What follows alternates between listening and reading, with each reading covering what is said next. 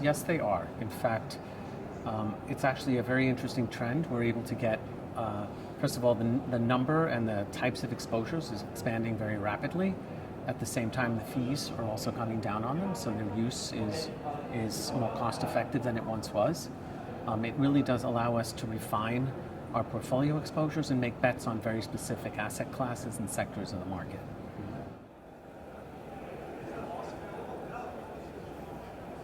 Well, I think thematic ETFs in 2019, relative to past years, first and foremost, I would say you are going to get, the number is just proliferating. So you're going to get more refined exposures, even within really popular sectors, like what did so well last year was tech, for example. You're getting even more granular exposures. The other big theme I think you're going to see in 2019 versus, let's say, previous years was ESG. I think ESG is something that has been talked about a lot, but the types and the ways that can be, that portfolios can be positioned to that is, I think, really going to take off this year. We're seeing some really interesting R&D, and there's some new products that are coming to market. So I think ESG is finally going to become a sort of an important part of portfolio strategies, and I actually think investors are going to start to demand their advisors look at it.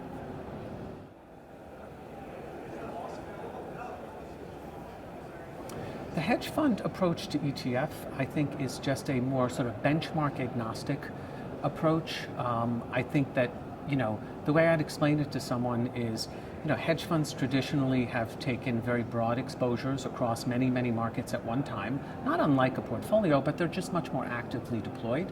At the same time, hedge funds don't just bet long, but often will bet short as well.